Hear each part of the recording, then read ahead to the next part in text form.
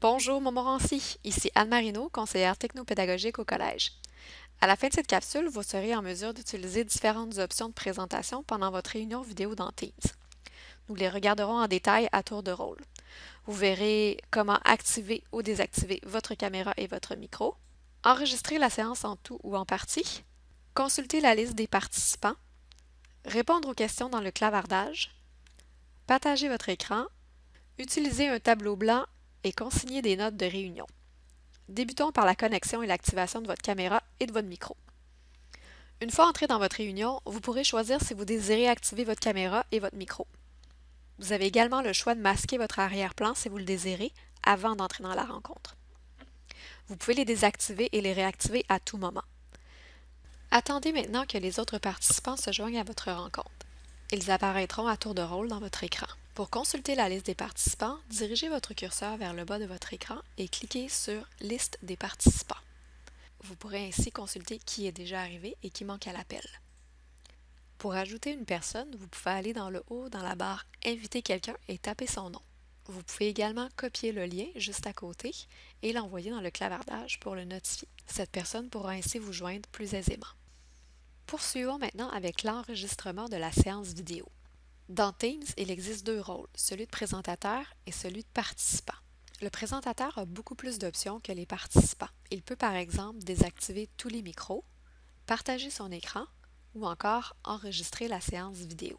Par défaut, lorsque l'on organise une réunion dans Teams, tout le monde est présentateur. C'est pourquoi je vous ai fait changer vos paramètres pour que le professeur puisse être le présentateur et les étudiants les participants. Pour débuter l'enregistrement, dirigez-vous vers le bas de votre écran, puis sélectionnez « Démarrer l'enregistrement ». Un bandeau apparaîtra dans le haut de votre écran afin que vous puissiez avertir les participants de l'enregistrement de votre séance vidéo. Continuons maintenant avec la conversation.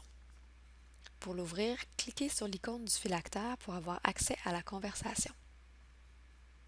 Vous et vos participants pourrez y inscrire du texte, y ajouter des pièces jointes, des liens web, des capsules vidéo et même des emojis. À cet effet, je vous en recommande 4 qui pourraient certainement vous être utiles avec vos étudiants. Le premier, c'est le call, C-A-L-L, et on ferme la parenthèse. Le deuxième met un pouce en l'air pour acquiescer ou pour dire « tout est OK ».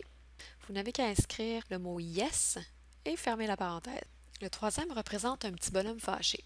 Il suffit d'écrire angry, A-N-G-R-Y, entre parenthèses. Et le dernier pour la fin, il s'agit du bye, B-Y-E. Tout simplement pour dire au revoir lorsque la rencontre est terminée ou que quelqu'un doit quitter précipitamment. Une règle que vous pourriez instaurer lors de vos réunions vidéo est de désactiver la caméra et le micro des participants, mais de garder les périphériques du présentateur ouverts. Ainsi, ceux qui ont des questions peuvent les poser dans la fenêtre de conversation ou encore utiliser les icônes présentées précédemment pour signifier qu'ils veulent intervenir. J'en profite pour vous mentionner que tout au long de votre rencontre, vous pouvez naviguer dans votre interface Teams pour aller dans vos conversations personnelles, vos équipes ou encore dans vos fichiers. Poursuivons maintenant avec le partage d'écran. Cette option est réservée aux présentateurs. Elle vous donne le pouvoir de partager votre bureau, une fenêtre précise, une présentation PowerPoint, un tableau blanc dans Teams ou encore de partager un fichier grâce au bouton « Parcourir ». Ce dernier peut être ouvert à partir de Teams, de votre OneDrive ou encore d'un autre endroit dans votre ordinateur. Pour la présentation PowerPoint, elle sera lancée directement en mode diaporama et vous pourrez naviguer aisément d'une diapositive à l'autre avec les boutons de contrôle. L'icône de l'œil permettra ou non aux participants de parcourir votre présentation à leur rythme.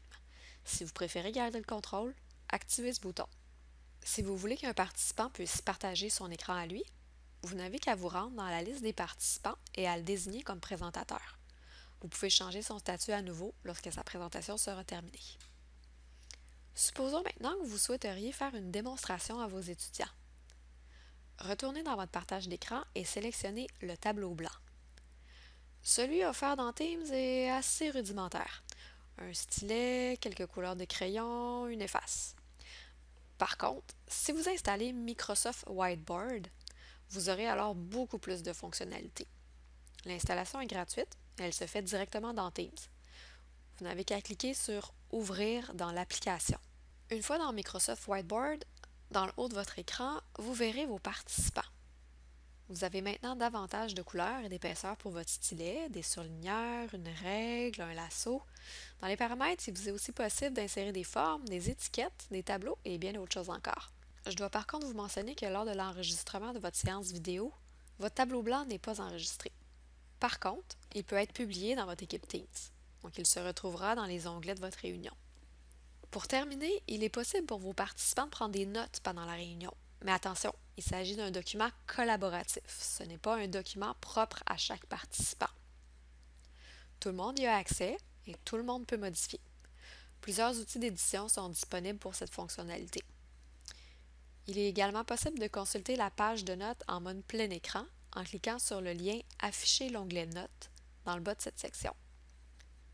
Nous avons maintenant fait le tour des principales options de présentation.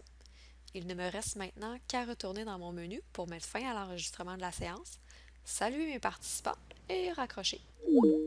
Pour ceux qui n'ont pas eu l'opportunité d'y assister, l'enregistrement sera disponible dans le canal de la réunion. Seules les personnes qui sont membres de l'équipe Teams y auront accès. Le présentateur peut décider de supprimer cet enregistrement via Stream, qui est une application d'Office 365 semblable à YouTube, mais disponible seulement pour ceux qui ont une adresse du Collège Montmorency ou encore pour ceux qui ont activé leur compte Office 365. Et voilà! J'espère que cette capsule vidéo vous aura permis de découvrir de nouvelles fonctionnalités dans Teams et d'enrichir vos pratiques en matière de formation à distance. Je vous souhaite maintenant une bonne séance vidéo.